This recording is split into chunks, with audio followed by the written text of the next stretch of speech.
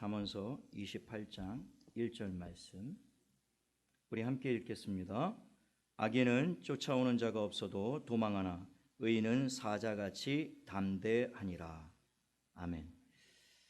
저는 봉독한 말씀을 가지고 의인은 사자같이 담대하리라 라는 제목으로 하나님 말씀을 나누기를 원합니다. 우리 좌우 옆에 분, 앞뒤 분에게 한번 인사하시죠. 한 해의 반이 지났네요. 네. 어느덧 한 해의 절반이 지났는데요. 항상 깨어서 지금까지 선한 싸움을 잘 싸우고 열심히 달려오신 것처럼 남은 반년도 그리스도의 은혜 가운데 힘써 믿음을 지키며 달려갈 길을 달려가는 저와 여러분 되시기를 예수님의 이름으로 부탁을 드립니다. 오늘 우리가 읽은 본문 말씀은 짧은 말씀이죠. 이제 한 절 말씀인데요. 잠언서 전체의 주제인 의인과 악인의 삶을 아주 극명하게 대비하는 그런 말씀입니다. 잠언서 전체의 주제, 우리가 2달 가까이 지금 잠언서를 새벽마다 강해를 하고 또 큐티로 묵상을 하면서 이제 거의 다 끝나가고 있는데요. 이 잠언서 전체의 핵심 주제는 의인의 구원과 악인의 멸망이라고 할 수가 있겠습니다. 근데 이 의인의 구원과 악인의 멸망이라는 주제는 잠언서의 주제일 뿐만이 아니라 실상은 성경 전체의 주제입니다. 주님이 마지막 날 세상 끝날에 이 땅에 오셔서 행하시게 될 일이 바로 이것이에요. 주님이 오시면 의인들을 구원하시고 악인들은 영원히 심판하시는 것, 그것이 이제 최종적으로 주님이 이 땅에 오셔서 행하실 일들인 것이죠. 요한계시록의 말씀도 그것으로 끝납니다. 하나님의 백성이 의인들이 영원히 구원을 얻게 되는 것과 하나님을 대적한 모든 악인들이 하나님의 심판으로 영원히 멸망하게 되는 것, 그것이 요한계시록의 마지막 내용이거든요. 마태복음 25장 31절 33절에 보면 인자가 자기 영광으로 모든 천사와 함께 올 때에 자기 영광의 보좌에 앉으리니 모든 민족을 그 앞에 모으고 각각 구분하기를 목자가 양과 염소를 구분하는 것 같이 하여 양은 그 오른편에 염소는 왼편에 두리라. 그렇게 말씀하십니다. 그리고 그 왼편에 있는 염소를 향해 주님은 악인들이라고 부르시면서 그 악인들은 영벌에 들어가게 될 것이며 오른편에 있는 양들은 의인이라고 부르시면서 그 의인들은 영생에 들어가리라. 이렇게 말씀을 하셨습니다. 장차 주님이 세상에 오시면 모든 민족을 한 사람도 예외 없이 그 보좌 앞에 다 불러 모으실 거예요. 그게 이제 계시록에 기록되어진 백보자 심판입니다. 모든 사람들 예외 없이 하나님 앞에 서게 될 것이라는 것이죠. 그렇게 하나님 앞에 서게 된 모든 사람들은 둘로 구분하실 것이다 라고 말씀하세요. 세례요한은 마태복음 2장에서 주님이 장차 오시면 모든 사람을 알곡과 쭉정이로 나누실 것이다 이렇게 말씀했는데요, 예수님은 양과 염소로 구분하게 될 것이다 그렇게 말씀하셨습니다. 그러니까 인류 역사는 모든 사람들이 다 양과 염소 혹은 알곡과 쭉정이로 구분되어, 근데 의인들은 영생에, 악인들은 영벌에 들어가는 것으로 인류 역사는 종말을 맞게 될 것입니다. 그 역사가 우리가 최종적으로 기다리고 있고 바라보고 있는 역사인 것이죠. 자, 그렇다면 의인과 악인은 어떻게 구분되는가라고 하는 거예요. 제가 이것을 묵상하면서 영어로 설명을 하면 조금 쉽게 이해가 되겠다라는 생각이 들어서 좀 그렇게 편하게 쉽게 설명을 드릴까 합니다. 방금 말씀에서 보았던 것처럼 주님이 염소를 왼편에 두시겠다고 말씀하셨죠. 그리고 의인인 양들은 주님이 오른편에 두시겠다라고 말씀을 하셨습니다.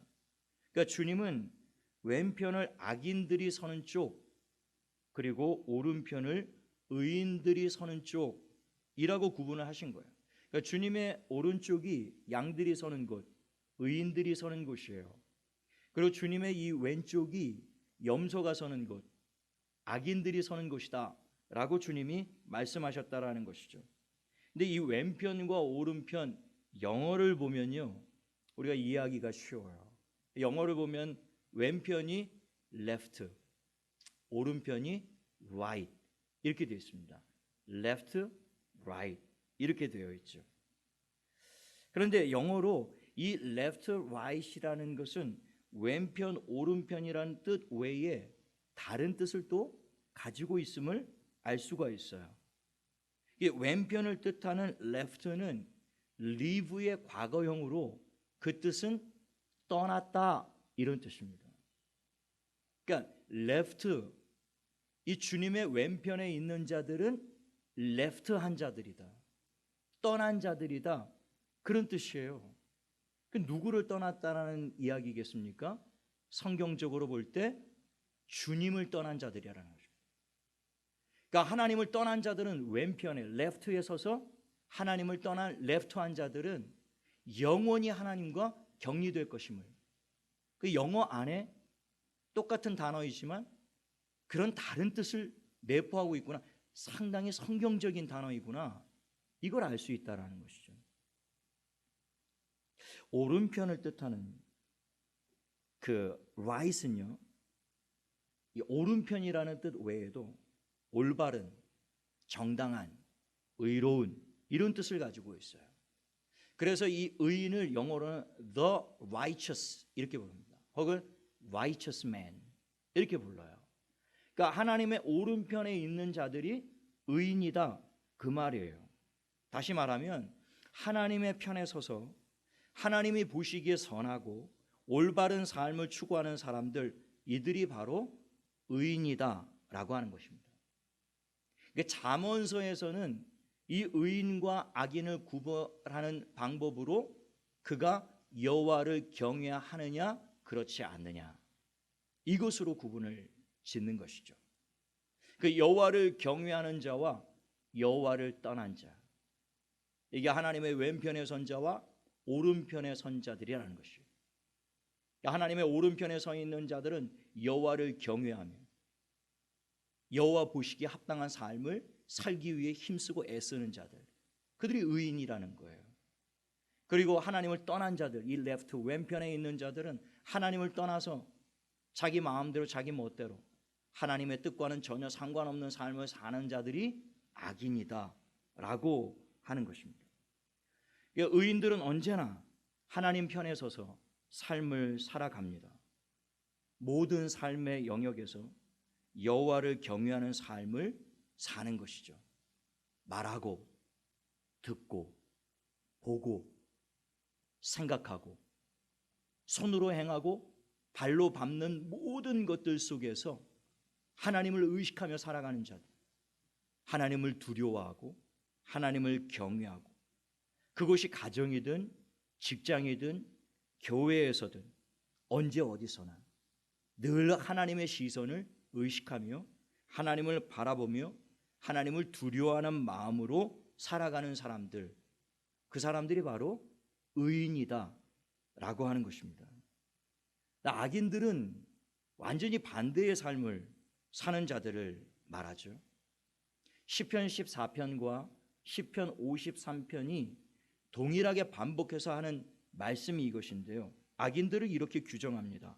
어리석은 자는 그의 마음에 이르기를 하나님이 없다 하는도다. 그들은 부패하고 그의 행실이 가증하니 선을 행하는 자가 없도다, 이렇게 기록하고 있어요. 그러니까 악인들이 누구냐? 하나님이 없다 하는 자들이, 그러니까 하나님을 떠난 자들이라는 것이죠. 이런 자들은 삶 가운데 하나님을 전혀 의식하며 살아가지 않습니다. 그렇기 때문에 하나님이 보시기에 부패하고 가증하며 선한 것이 전혀 없는 삶을 살게 된다라는 것이죠.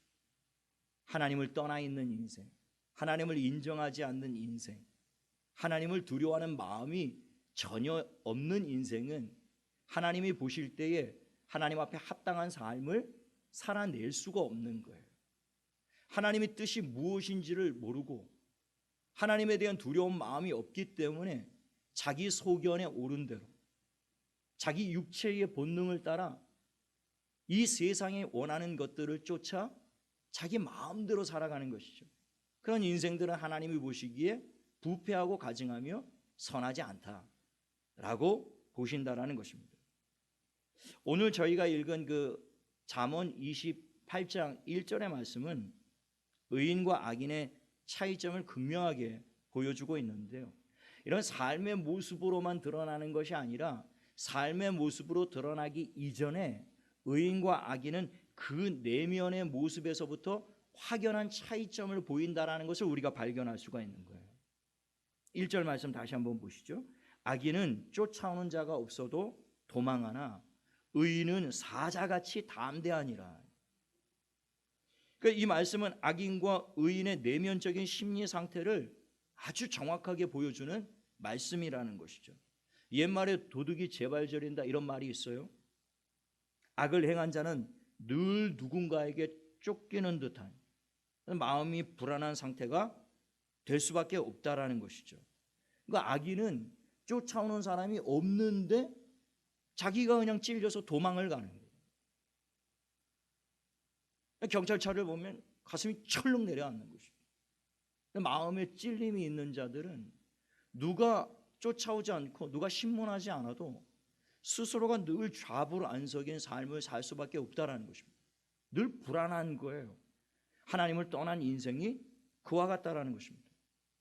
여호와를 경외하지 않는 자, 즉 하나님을 떠난 자들은 의식적이든 무의식적이든 악을 행하기 마련입니다. 타락한 인생은 그 속에 죄보다 더 무서운 것을 지니고 있는데 죄성을 지니고 있습니다. 철이 지남철 자석에 막 이끌려가듯이요, 나방이 불꽃에 이끌려 들어가듯이 죄인들은 죄에 이끌려가기 마련입니다. 안 되는데 하면서 끌려가요. 이러면 안 되는 줄 알면서 그 죄를 반복하고 있는 것입니다. 죄성이에요. 그래서 인간은 훈련하지 않고 그대로 두면요, 의로운 삶을 향해 가지 않습니다. 우리가 끊임없이 우리의 자녀들을 양육하고 훈련하고 가르치고 끊임없이 반복하는 이유가 무엇입니까? 그냥 두면 그 아이는 자기도 모르게 의로운 삶으로 가는 게 아니라 죄악된 삶으로 걸어가는 것을 알고 있기 때문에. 여러분, 우리가 아이들을 양육하지만 전에도 말씀드렸습니다만 아이들을 올바른 길, 바른 행동은 늘 가르쳐야 됩니다. 반복해서 가르쳐야 돼요. 어른을 보면 인사해라. 뭘 받으면 감사하다고 말해라. 그렇게 반복적으로 부모님이 끊임없이 교육을 하는데도요, 주일날 우리 아이들 보면 또 안 되고 또 안 되고 또 안 되는 모습을 보게 돼요. 그런데 죄악은 부모님이 가르쳐주지 않는데 희한하게 알아서 합니다. 참 미안해요. 어디서 그런 땡깡을 배웠는지 막 자기 뜻대로 안 되면 막 바닥에 막 몸부림을 치고 뒹굴고, 어디서 그런 것들을 배웠는지 모르겠어요. 그 갓난아이가, 그 어린아이가. 전에 한번 말씀드렸죠. 제 아는 목사님이 자기 큰아이가 자기 동생 부모님 모르게 몰래 손가락에 눈을 찌르는 모습을 보고 자기가 굉장히 큰 충격을 받았다. 자기에게 쏟아지는 부모님의 사랑과 관심과 그 모든 것들이 그 동생이 태어나면서부터 동생에게 다 쏠리는 것을 보고 이 아이가 손가락으로 자기 동생의 눈을 찌르더래요. 그 누가 가르쳤겠습니까? 그 부모가 그 언니 혹은 오빠에게 동생이야, 네가 언니야, 네가 형이야, 잘 돌봐줘야 돼, 네가 잘 지켜줘야 돼, 늘 사랑해줘야 돼, 아껴줘야 돼, 위해줘야 돼, 늘 그렇게 가르쳤을 텐데도 불구하고 어디서 그런 못된 일을 배워서 그런 행동을 하겠습니까? 사람은 훈련하지 않고 교육하지 않으면 죄악으로 치우치기 마련입니다.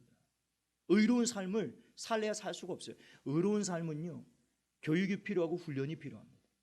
우리가 이 신앙생활을 오래 하면서요, 하나님의 말씀을 그렇게 많이 듣고요, 그렇게 금식하고 그렇게 기도하고 그렇게 성령을 의지하고 그냥 예수님의 성품을 닮아가려고, 하나님의 인격을 닮아가려고 어떻게든지 하나님의 말씀대로 좀 살아보겠다고 몸부림을 치는데도요, 참 어렵습니다. 참 힘들어요. 그렇게 금식을 하고 그렇게 기도를 하고, 내가 이 절제해야 되겠다, 이걸 끊어야 되겠다, 참 끊어지지 않고 끈질기게 우리의 삶에 들러붙어서 끊임없이 우리를 죄악된 길로 자꾸만 유혹하는 것들이 얼마나 많은지 몰라요. 그게 육신의 정욕이고 안목의 정욕이고 이생의 자랑 아닙니까? 마귀가 끊임없이 보암직도 하고 먹음직도 하고 탐스러운 것들로 우리의 본능과 우리의 욕심을 계속 부추기고 자극하는데요, 우리가 이것들을 기도와 말씀으로, 성령의 능력으로 우리가 절제하고 끊어내고 이길 때도 많지만요, 시시때때로 넘어질 때가 얼마나 많은지 모릅니다. 우리의 모습이 그와 같다라는 거예요. 그러니까 하나님을 전혀 의식하지 않고 살아가는 인생들은 오죽하겠습니까? 하나님을 의식하고 하나님을 인격적으로 만났고 거듭났고 기도할 줄 알고 하나님의 말씀을 묵상하며 성령을 의지하며 그렇게 예수님의 인품과 성격을 닮아가겠다고 그렇게 훈련을 하고 그렇게 경건에 이르기를 연습하는 그리스도인들도 시시때때로 무너지고 넘어지는데, 하나님을 전혀 인식하고 살아가지 않는, 하나님에 대한 경외심과 두려움이 없는, 그야말로 자기 육체의 정욕대로 살아가고 있는 인생들이 경건하고 의로운 삶을 살 수 있다? 그건 넌센스입니다. 그것은 사람들이 볼 때에만 그렇게 살 수 있는 거예요. 실제로 사람들이 보지 않는 곳에서는 그들이 어떤 삶을 살고 있는지 우리 다 알 수 없는 것입니다. 하나님을 의식하지 않는 사람들은 쉽게 죄악에 빠질 수밖에 없습니다. 그래서 결국 자신이 저지른 죄악들 때문에 이러다가 내가 천벌을 받는 것은 아닌가 스스로 그렇게 자각하고 인식할 때가 있다라는 거예요. 참 아이러니하죠. 하나님을 두려워하지 않는 자가 결국에는 자기가 저지르는 그 죄악들을 인식하면서 이러다가 내가 하나님께 벌을 받는 건 아닌가, 결국에는 하나님을 두려워하게끔 되어 있다라는 겁니다. 그러니까 하나님을 두려워하지 않는 자가 실제로 하나님을 두려워하지 않으며 살아가는 게 아니에요. 실제로는 쫓아오는 자가 없지만 도망치는 삶, 이러다가 내가 하나님께 벌을 받는 것은 아닌가, 늘 마음에 이런 불안함과 두려움을 안고 살아가는 삶이 악인들의 삶이라는 것입니다. 그러나 반대로요, 의인의 삶은 사자같이 담대하니라, 오늘 말씀에 그렇게 기록을 하고 있죠. 악인은 쫓아오는 자가 없는데도 스스로 두려움에 빠져서 달아나지만, 의인은 오히려 군대가 쫓아오는 가운데서도 사자같이 의연하며 사자같이 담대할 수가 있다라는 것입니다. 그 이유가 무엇입니까? 의인은 늘 하나님 편에 서서 하나님을 항상 의지하고 있기 때문이라는 것이죠. 이게 완전히 의인과 악인의 차이점이라는 거예요. 의인에게도 고난이 있습니다. 악인에게만 고난이 오는 것은 아닙니다. 의인들에게도 말로 다 할 수 없는 고난이 있어요. 문제가 있습니다. 어려움이 있죠. 성경의 인물들 보면 하나같이 다 고난이 많았습니다. 하나님이 택하신 백성들 가운데도 문제가 끊이질 않았어요. 그러나 그렇게 문제가 많고 고난이 많고 어려움이 많은 중에도 하나님을 바라보는 의인들은요, 그 고난 중에도 늘 하나님을 바라보고 늘 하나님을 의지하는 삶을 살았기 때문에 결국에는 사자같이 담대한 믿음으로 승리할 수가 있었다라고 하는 것입니다. 하나님을 경외하는 자, 즉 하나님을 두려워하며 삶 가운데 늘 하나님을 의식하며 살아가는 자들은요, 언행 심사를 그래서 함부로 하는 법이 없습니다. 불쑥 언행 심사가 튀어나왔다고 해도 즉각적으로 뉘우칩니다. 즉각적으로 깨닫고 돌이켜요. 아, 내가 하나님 앞에 이런 것들이 잘못됐구나. 그리고 스스로 돌이킵니다. 그리고 하나님이 보시기에 합당한 삶을 살기 위해서 부단히 힘쓰고 애써요. 안 되지만, 또 넘어지고 반복되는 죄가 있지만, 그럼에도 불구하고 죄에 무너지지 않으려고, 그 죄에 습관적으로 빠지지 않으려고, 반복적으로 죄에 떨어지지 않으려고요, 끊임없이 몸부림치며 하나님의 도우심을 구하고 하나님의 얼굴을 구하고 하나님 앞에 기도하고 말씀을 붙잡고 성령을 의지하고요, 때때로 하나님을 바라보고 의지하면서 삽니다. 그리고 하나님의 뜻대로 살지 못할 때에는 즉각적으로 회개합니다. 하나님 앞에 나의 연약함을 고백하고 나의 부족함을 고백하고, 그러니 하나님 붙들어 주세요, 도와주세요, 하나님 저를 의로운 길로, 선한 길로 붙들어 주시기를 원합니다. 아예 삶의 태도와 삶 자체가 완전히 의인과 악인들은 같을래야 같을 수가 없습니다. 하나님을 의식하고 살아가는 자들의 삶과 하나님을 떠나 있는, 전혀 하나님을 경외하거나 두려워하지 않는 인생들이 동일한 삶을 살 수가 없어요.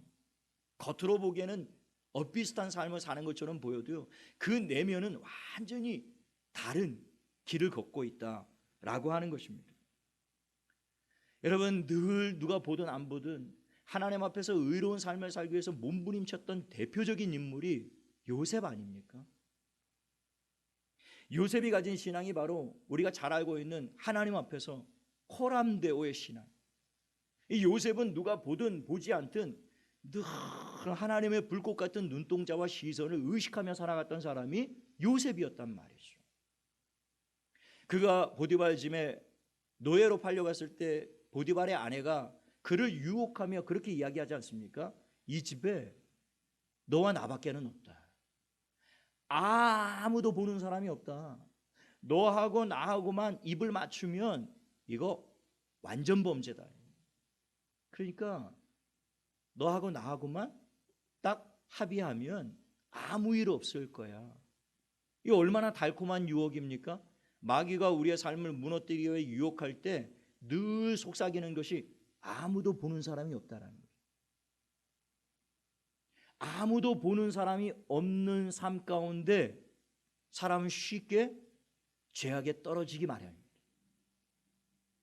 이게 참 위험한 일이에요. 홀로 있을 때, 아무도 보는 사람이 없다라고 여겨질 때, 그때 사람은 쉽게 죄에 떨어지게 됩니다. 이게 이 보디발의 아내가 그 인간의 가장 약한 부분을 건든 거예요. 보는 사람 없다. 너하고 나하고만 입 다물면 아무런 문제 없다라는 것이죠. 그러나 요셉은 전혀 이 여인과 다른 생각을 가지고 있었습니다. 보는 사람이 없다니. 이 집에 주인님과 저 단 둘만 있는 것 아닙니다. 살아계신 하나님이 불꽃 같은 눈동자로 주인을 보고 계시고 나의 삶을 지켜보고 계십니다. 하나님 앞에서 그 불꽃 같은 눈동자로 지금 내 일거수일투족을 다 지켜보고 헤아리고 계시는 그 주님 앞에서 내가 어찌 이 큰 악을 행하여 하나님 앞에 득죄할 수가 있겠나이까? 나는 못합니다. 나는 여주인이 두려워서도 아니고 보디발이 두려워서도 아니고 나는 하나님이 두려워서 나는 이런 짓 못합니다. 그리고 그 자리를 박차고 벗어나지 않습니까? 하나님을 떠난 자의 시선과 하나님을 경외하는 자의 시선이 이렇게 다른 거예요. 똑같은 상황에 놓여 있었지만 한 사람은 하나님을 전혀 의식하지 않았습니다. 그러니까 자기의 정욕 따라 자기가 내키는 일을 하고 싶은 거예요. 그러나 똑같은 상황에서도 요셉은 하나님을 경외하고 있었고 하나님을 늘 바라보고 있었기 때문에 자기의 정욕을 따라 죄악의 달콤한 유혹에 따라 살 수가 없었던 겁니다. 하나님 앞에서 나는 결코 이 큰 죄악을 저지를 수가 없다. 빌 하이베스가 쓴 책 중에 아무도 보는 이가 없을 때 당신은 누구입니까? 라는 책이 있어요. 아무도 보는 사람이 없을 때 당신은 과연 그리스도인입니까? 아니면 불신자와 동일한 삶을 사십니까? 그런 도전인데요. 아무도 보는 이가 없. 그러나 요셉은 아무도 보는 이가 없는 그 상황 가운데서도 하나님이 지켜보고 계신다는 의식을 가지고 살았던 사람입니다. 요셉이 애굽의 노예로 팔려오기 전에, 보디발 집에 비참한 노예로 팔려오기 전에요, 그는 아버지 집에서 좋은 것 먹고 채색 옷 입으며 손가락에 물 한 방울 묻히지 않았던 삶을 살았어요. 얼마나 유복하고 얼마나 아버지의 편애를 다 받으며 10명의 형들이 있었지만 그 10명의 형들하고는 비교할 수 없을 정도로 그 아버지에게 모든 총애와 사랑과 신임을 다 받고 자랐다고요. 고생이라고는 정말 눈꼽만큼도 하지 않았던 사람이 요셉이었어요. 그런 그 요셉이 형들의 시기 때문에 애굽에 그야말로 극과 극, 하늘과 땅의 차이, 비참한 노예로 팔려가지 않습니까? 그 비참한 노예 생활이 우리가 성경에 자세히 기록되어 있지 않지만 그 노예 삶이라는 것이 뭐 우리가 짐작해 본 건데 인간 이하의 짐승과 같은 그런 삶을 살지 않았겠습니까? 먹을 것을 제대로 먹었겠어요? 잠을 제대로 잤겠습니까? 인격적인 대우를 받았겠느냐고요? 말도 통하지 않고 문화도 다른 그곳에서요, 얼마나 그의 삶이 비참했을지요. 그런데 여러분, 몇 년이 지나지 않아서 요셉은 보디발 장군에게 인정을 받습니다. 몇 년이 지나지 않아서요, 보디발 장군이 어느 날 요셉을 불러서 이 집안에 있는 모든 식소들과 이 집안에 있는 모든 곳간의 열쇠와 모든 은금보와 곳간의 열쇠를 다 너에게 맡기겠다. 이제부터 내 아내만 제외하고 모든 것들을 네가 다 관리하고 네가 감독해라. 청지기의 사명을 그에게 맡겨요. 어떻게 이런 보디발 장군의 인정을 받을 수가 있었겠습니까? 보디발 장군이 수년 동안 이 요셉의 삶을 가만히 지켜본 거예요. 근데 그 집에 노예들이 참 많았는데요, 이 요셉은 다른 노예들과 같지 않았습니다. 다른 노예들은 주인이 볼 때는 열심히 일하는 척 하다가 주인이 멀리 출타하고 주인이 안 볼 때에는 그냥 대충 하는 거예요. 그 주인이 모르겠습니까? 그런데 요셉은 그러지 않았습니다. 요셉은 누가 시키지 않았는데요, 이른 아침부터 일어나서 숙소에 가보면 밤 늦게까지 마지막까지 불이 꺼지지 않는 숙소가 요셉의 숙소였어요. 이 보디발이 도대체 얘가 뭘 하나 이렇게 지켜보면요, 그냥 낮에 하지 못한 일을요 끝까지 해내는 거예요. 그 주인이 시키지 않았는데요, 여기저기 무너지고 물새고 깨지고 뭐 망가지고 그런 것들을 주인이 시키지 않았는데도 자기가 알아서 그거 다 수리하고 보수하고 메꾸고 누가 보든 보지 않든. 그래서 이 보디발이 그를 그 청지기로 임명하기 전에, 가정총무로 임명하기 전에 그의 삶을 얼마나 몰래 눈여겨 지켜봤는지 모릅니다. 몰래 숨어서 정말 감당하기 힘든 벅찬 일들도 많이 시켜봤을 거라고요. 너 오늘 내로게 다 끝내놔라. 과연 어떻게 하는지. 다른 노예들은 힘들어요, 시간이 없어요, 손이 부족해요, 이거 하루 만에 어떻게 이 많은 일을 다 합니까? 다 변명하고 핑계대고 이리 뺀질 저리 뺀질, 하루 이틀이면 끝날 걸 가지고 사흘 나흘 일주일 막 질질 끄는데요. 그런데 혼자 힘으로 도저히 감당할 수 없는 그 벅찬 일을 시켜도요, 그냥 요셉은 밤을 새워가면서 그 일을 하는 겁니다. 그러니까 이 보디발이 봤을 때, 야, 이 녀석은 진짜구나 이거. 그러니까 그 집안에 있는 모든 것들을 다 그에게 전권을 일임할 수가 있었던 것이죠. 이 요셉이 어떻게 이런 삶을 살 수가 있었나요?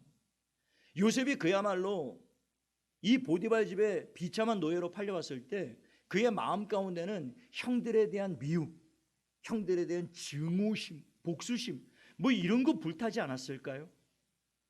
정말 이것들 내가 정말 다시 만나면 가만두지 않으리라, 그런 마음 가지고 살았지 않겠습니까? 무슨 삶의 의욕이 있었겠느냐고요. 그 손가락에 물 한 방울 묻히지 않았던 그 늘 비다돈만 있고 아버지의 총애와 사랑을 받고 살았던 그가 하루아침에 그냥 짐승 이하의 그런 비참한 노예살이를 했을 때 그가 무슨 삶의 의욕이 있었겠느냐고요. 뭔 좋은 일이 있다고 새벽부터 일어나서 밤새도록 그렇게 집안일을 열심히 했겠느냐고요.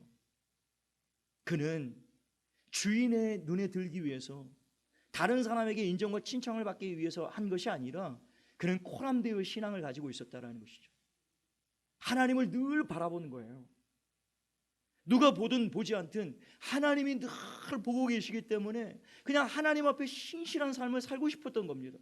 하나님 앞에 정직하고, 하나님 앞에 올바르고, 하나님 앞에 의롭고, 그냥 하나님이 보실 때 내가 인정받는 삶을 살기를 원한다. 그러면 때가 되면 하나님이 나의 삶을 회복시킬 때가 분명히 올 거야. 내가 이렇게 하나님을 바라보면, 내가 이렇게 하나님을 의지하면, 내가 이렇게 하나님만 경외하며 살면, 지금은 내 삶이 이렇게 비참하지만, 내 삶은 절망이 있고 비극적인 삶이지만, 그러나 내가 하나님 보시기에 합당한 삶을 살면 언젠가 때가 되면 하나님이 분명히 내게 약속하신 대로 내게 꿈을 보여주셨고 비전을 보여주셨고 내게 말씀을 주셨고 내게 약속하신 그 주님이 반드시 때가 되면 그 약속을 이루시는 날이 올 거야. 그 소망 가지고요, 그 힘들고 괴로운 중에도 끝까지 견딜 수가 있었던 겁니다. 그래서 열심히 일한 거예요. 그리고 그 여인의 그 달콤한 유혹을 뿌리친 대가로 억울한 누명 쓰고 감옥에 들어갔을 때요, 그때 감옥에 끌려 들어가면서 야, 안 되는 놈은 뒤로 자빠져도 코가 깨지는구나. 내 인생이 왜 이 모양 이 꼴인가. 형들 때문에 이렇게 비참한 노예 생활을 하다가 이제 조금 살만하니까 또 이 억울한 누명을 쓰고 이 감옥에 갇혀서 10년이 넘도록 옥살이를 했거든요. 이 요셉이 무슨 소망이 있었겠느냐고요. 그 감옥에서 언제 풀려날지 모르는 그 비참하고 비극적인 그 옥살이, 죄수의 신분으로요. 그런데요, 간수장이 또 요셉의 삶을 가만히 보니까요, 무슨 좋은 일이 있다라고 이른 새벽부터 일어났겠습니까? 이른 새벽부터 일어나서 주변 정리를 다 하고 자기 주위를 다 청소하고요, 그리고 간수장에게 혹시 필요한 일 있으시면 말씀하세요, 제가 도와드릴게요, 이러고 나오는 거예요. 그리고 그에게 일을 맡겼을 때 그 일을 얼마나 열심히 부지런하게 성실하게 감당을 하는지요, 간수장이 나중에는요 모든 그 옥에 있는 사물을 요셉에게 다 맡겼다라고 기록하고 있지 않습니까? 감옥에서 그 보디발에 대한 증오심, 보디발 아내에 대한 그 복수심, 형들에 대한 그 미움, 원망, 막 이런 걸로요, 뭐 죄수에게 무슨 노동을 시켰겠습니까? 그냥 늦잠 자고 뭐 늘어지고 그냥 빈둥빈둥거리고 옥에서 할 일이 뭐가 있겠느냐고요. 그러고도 살 수 있었지만은 요셉이 그렇게 살지 않았던 이유는 하나님을 바라보고 있었다. 늘 하나님의 시선을 의식하고 있었다. 하나님이 내가 감옥살이를 하든 노예살이를 하든 내가 내 고국에 있든 타향살이를 하든 내가 어느 곳에 있든지 하나님은 늘 나와 함께 계시고 나의 삶을 불꽃 같은 눈동자로 지켜보고 계시니 그 하나님 앞에서 나는 의로운 삶을 살기를 원한다. 그 어린 요셉이 참 그렇게 신실한 삶을 살았다고요. 그래서 결국에는 하나님이 약속하신 대로요, 13년이라는 세월이 지나서 결국엔 요셉을 애굽의 총리로 세우신 것입니다. 애굽을 구원하게 하실 뿐만 아니라 이스라엘 구원자로 그를 세우셨어요. 20년이 넘어서 형들을 만났지만요, 형들을 만났을 때에도 내 이 철천지 원수, 내가 이 날이 오기만을 칼을 갈았다 이러지 않았습니다. 나를 이곳에 보낸 것은 형들이 아니, 하나님이 나를, 이스라엘의 생명을 구원하시기 위해 하나님이 나를 보내셨다, 이런 시선을 가지고, 이런 시각을 가지고 있었던 사람이 요셉이었단 말입니다. 형들을 기꺼이 용서해줬던 사람이에요. 왜 이런 일이 가능했다고요? 그는 늘 하나님 편에 서서 하나님을 경외하는 삶을 살았기 때문입니다. 사울 왕과 다윗을 비교해 보면요, 다시 한번 극명하게 의인의 삶과 악인의 삶이 무엇인지를 우리가 깨달아 알 수가 있게 되는데요, 사울은 왕이었지만 늘 다윗을 시기하여 다윗을 쫓아다니며 10년이 넘도록 다윗을 죽이기에 혈안이 되어 있었던 사람이었습니다. 사울은 천천히요, 다윗은 만만이라 이런 백성들의 소리에 갑자기 시기 질투심이 느껴져 가지고요. 다윗을 제거하기 위해 10년이 넘도록 쫓아다녔던 사람이 사울이었어요. 사무엘 선지자가 사울 왕에 대하여 말하기를 왕이 하나님의 말씀을 버렸으므로 하나님도 왕을 버리셨다라고 말씀해요. 그러니까 사울은 처음에는 하나님을 경외하는 사람이었지만 나중에 교만해져서요. 결국 하나님의 말씀을 버리고 하나님을 떠난 사람이었습니다. 하나님을 떠났기 때문에 결국에 처음 시작은 담대한 사자와 같은 믿음으로 시작했지만 나중에는 쫓아오는 사람이 없는데 스스로 도망하는, 늘 불안하고 늘 누군가에게 쫓기는, 왕의 자리에서 아무도 그를 넘보는 사람이 없었고 쫓아오는 사람이 없었지만요, 사울은 늘 불안했던 겁니다. 늘 불안한 삶을 살았어요. 그리고 그의 삶이 좌불안석이었습니다. 왜 그랬습니까? 하나님을 떠났기 때문에. 하나님을 떠난 인생이 다 그와 같은 거예요. 여러분, 이유 없이 불안하고 갑자기 죽음의 공포가 들이닥치는 이 공황장애도 여러 가지 요인이 있을 수 있습니다만 그 한 가지 신앙적인 영적인 이유로는 그의 마음에 하나님이 없기 때문입니다. 하나님을 떠나 있기 때문이에요. 그의 인생 가운데 하나님을 의지하지 않기 때문에 그의 마음이 늘 초조하고 불안한 것입니다. 돈이 있는데도 불안해요. 권력을 가지고 있는데 불안합니다. 출세하고 성공하고 인기를 누리는데도 왠지 모를 불안함에 늘 쫓기는 삶을 산다라는 것이에요. 얼마 전에 SNS 뉴스를 보니까요, 미국의 팝 가수 중에 브리트니 스피어스라는 아주 유명한 팝 가수가 있습니다. 그가 자신의 SNS에 그런 글을 올렸어요. 내가 SNS에 올린 모든 나의 삶은 다 거짓된 것이다. 나는 늘 행복해 보였지만 실상 나의 삶은 그렇지 못했다. 이렇게 고백을 하는 글을 올렸더라고요. 그런 전 세계적인 인기 스타입니다. 돈을 어마어마하게 벌었어요. 지금도 여전히 인기와 명성을 누리고 살고 있습니다. 남부러울 곳이 전혀 없는 사람이에요. 그런데 어느 날 갑자기 그 고백을 하는 겁니다. 저는 재벌 총수들 중에 왜 프로포폴 그런 것을 불법으로 투약하는 그런 일들이 일어나는지 참 이해하기 참 어렵습니다. 그 많은 재물을 가지고 뭐가 삶 가운데 부족함이 있길래 남들이 다 부러워하는 재벌의 삶을 살고 있는데요, 잠이 오지 않는 겁니다. 늘 불안한 거예요. 그러니까 불법으로 프로포폴을 투약하고 잠을 청하는 것이겠죠. 빌 게이츠의 이혼 소식을 우리가 들었습니다.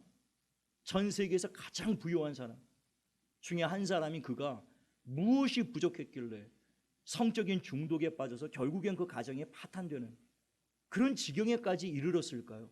남들이 보기에는 아무것도 부족할 것이 없는 그런 삶이었는데, 그런데 결국 하나님을 떠난 인생은요, 그 마음에 하나님이 없는 인생은요, 돈이나 권력이나 출세나 명예나 이 세상 그 어떤 것으로도요 그 마음을 채울 길이 없다라는 것입니다. 채울 방법이 없어요. 불안에 쫓길 수밖에 없는 것이라는 것이죠. 사울 왕이 그런 삶을 살았어요. 최고의 권력의 자리에 앉아 있었지만 하나님을 떠났기 때문에 늘 불안한 삶을 이어갈 수밖에 없었던 겁니다. 결국에 하나님으로부터 버림을 받는 비참한 인생이 되었던 것이죠. 그런데 반면에 다윗은요, 10년이 넘도록 사울 왕에게 날마다 쫓기는 도망자 신세가 되었습니다. 날마다 상황의 음침한 골짜기로 다녔다고요. 오늘 죽을지 내일 죽을지 알 수 없는 늘 불안하고 두려운 삶을 살 수밖에 없었습니다. 그러나 그렇게 쫓기는 삶 가운데서도요, 다윗은 늘 사자같이 담대한 믿음을 고백합니다. 사울 왕은 모든 권세와 능력을 가지고 쫓는 자였어요. 그런데 도리어 사울의 삶은 쫓기는 것 같은 삶을 살았습니다. 그런데 다윗은 늘 쫓기는 도망자의 삶을 살았어요. 근데 그의 시편의 고백들을 보면요, 그는 쫓기는 삶을 사는 것이 아니에요. 그는 불안한 삶을, 두려운 삶을 살았던 것이 아니에요. 그는 사자처럼 늘 담대한 삶을 살았음을 보게 돼요. 왜 그런 삶을 살 수가 있었을까요? 다윗은 늘 불안하고 두려움 속에서도 하나님을 바라보았기 때문에, 하나님을 늘 의지했기 때문에 시편 150편 중에 3분의 1을 다윗이 기록했지만요, 그 3분의 1 시편 중에 대다수는 다윗이 늘 자신의 삶이 불안하고 두렵고 절망적이고 고통스럽고 그런 고백들을 안 한 것이 아닙니다. 다윗이라고 전혀 삶이 불안하지 않고 두려워하지 않고 그의 삶 가운데 절망이 없었던 게 아니에요. 오히려 그의 삶 가운데 절망의 연속이었습니다. 고난의 연속이었어요. 문제의 연속이었습니다. 그냥 날마다 사망의 음침한 골짜기를 다녔다니까요. 사울 왕에게 10년이 넘도록 쫓겨다녔어요. 그 삶이 얼마나 불안했는지 모릅니다. 그런데 그런 불안한 삶을 살아가는 가운데서도요, 다윗은 늘 그렇게 고백했습니다. 시편 3편 5절 6절에 보면 내가 누워 자고 깨었으니 여호와께서 나를 붙드심이로다. 천만인이 나를 애워싸 진친다 하여도 나는 두려워하지 아니하리이다. 사울 왕의 군대가 그렇게 자기를 쫓아오는 가운데서도 천만인이 나를 애워싸 진친다 하여도 나는 두려워하지 않겠다. 왜냐하면 여호와께서 지금 나를 붙들고 계시기 때문에. 그 늘 쫓기고 사망의 음침한 골짜기로 다닐지라도 내가 해를 두려워하지 않을 것은 주께서 나와 함께 하십니다. 다윗의 삶 가운데는요, 늘 이 하나님을 바라보는 믿음이 있었다는 것입니다. 그러니까 그 불안하고 두려운 가운데서도요, 그는 사자처럼 담대한 믿음을 고백할 수가 있었다는 거죠. 난 두려워하지 않는다. 내 영혼아 담대하라. 내 영혼아 주를 바라볼지어다. 여호와는 나의 목자가 되십니다. 여호와는 나의 산성이요 나의 요새요 나의 반석이요 나의 의지할 뿐이시요 나의 피할 바위시요 내 우편의 그늘이 되시는 하나님이십니다. 늘 그 고백으로 그는 그 환난 중에도 나의 피난처가 되시는 주님, 하나님이 나를 붙드시, 하나님이 나와 함께 하시, 그 사자처럼 담대한. 여러분, 문제가 있다고 사람이 위축되고 문제가 없다고 담대해지는 게 아닙니다. 사울 왕은 문제가 없었지만, 그런 모든 권세와 권력을 다 가지고 있었지만 늘 불안하고 쫓기는 삶을 살았는가 반면에요, 다윗은 늘 불안하고 절망적인 상황 가운데서도요, 그 상황 때문에 위축되거나 그 상황 때문에 두려워하거나 그 사람이나 문제 때문에 절망하지 않았습니다. 그는 그런 상황 가운데서도 언제나 하나님을 바라보았습니다. 하나님을 의지했어요. 시편 56편 11절에 내가 하나님을 의지하였은즉 두려워하지 아니하리니 사람이 내게 어찌하리. 사람이 내게 어찌하겠는가? 이 문제가 내게 어찌하겠는가? 이 고난이 내게 어찌하겠는가? 내가 하나님을 의지하였은즉 나는 두려워하지 않겠다. 다윗은 늘 하나님을 의지합니다. 여러분, 하나님을 경외하는 자는 마귀나 문제나 사람을 두려워하지 않고요, 사자처럼 담대할 수 있다는 것입니다. 하나님에 대한 두려움이 없는 악인들은요, 늘 마음이 불안하고 누군가에게 쫓기는 것 같은 두려움 속에 살 수밖에 없지만요, 그래서 겉으로는 더 행복한 척, 더 성공한 척, 더 가진 것처럼, 더 남부러운 것이 없는 것처럼, 플렉스라고요, 이 힙합하는 친구들이 참 많이 하는 건데요, 자기 가진 것을 자랑하는 것입니다. 돈 자랑, 은근 보아 자랑, 자기 명예 자랑.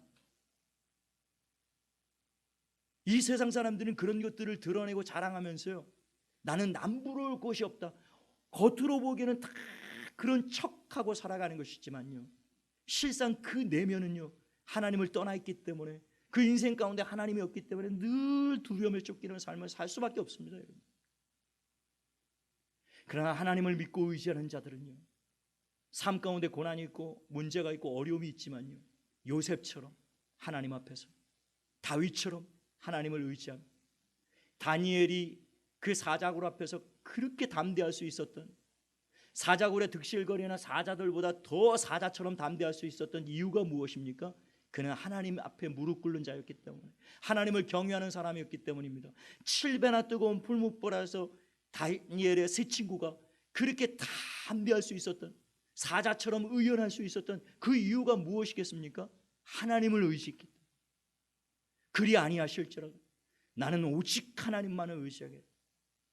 사랑하는 여러분, 저와 여러분의 삶 가운데 요셉과 같은 고난이 있고 다윗과 같은 어려움이 있고 다니엘과 같은 유혹이 있고 새 친구와 같은 위협이 있지만요, 그런 위협 가운데서도 저와 여러분은 의인의 삶을 살 수 있게 되기를 간절히 바랍니다. 하나님만을 바라볼 수 있게 되기를 바라요. 하나님을 바라보고요, 하나님 앞에 의로운 삶을 사십시오. 하나님 보시기에 선한 삶을 사세요. 하나님 보시기에 합당한 삶을 사십시오. 세상의 그 어떤 유혹 가운데도, 세상의 그 어떤 박해 가운데도요, 세상의 어떤 그 조롱 가운데서도요, 여러분 타협하거나 흔들리지 마십시오. 그냥 하나님만 올곧게 바라보세요. 쉽게 낙심하지 마시고요, 쉽게 절망하지 마십시오. 어떠한 고난도, 어떠한 유혹도, 어떠한 문제도요, 우리를 요동시킬 수 없습니다. 우리를 뒤흔들 수 없어요. 하나님을 의지하는 자는, 하나님을 바라보는 자는 사자처럼 담대할 수 있습니다. 저와 여러분이 어떤 상황 가운데서도요, 지금 힘들고 어려운 고난의 시기를 우리 모두가 다 지나가고 있지만요, 이 힘들고 어려운 가운데서도요, 하나님을 떠난 자의 인생이 아니라 우리는 하나님을 경외하는 자이기 때문에 하나님을 의지하고 하나님을 바라보고, 때가 되면 요셉을 높이시고 다윗을 왕으로 세우시고 이스라엘 역사 가운데 가장 위대한 왕으로 삼으시고요, 다니엘을 이방의 총리로 세워 열방 가운데 하나님의 영광을 드러내게 하셨던 것처럼요, 저와 여러분의 삶을 회복하시고요, 저와 여러분의 삶을 하나님 안에서 승리하도록 만드실 때가 분명히 옵니다. 그때를 기다리셔야 됩니다.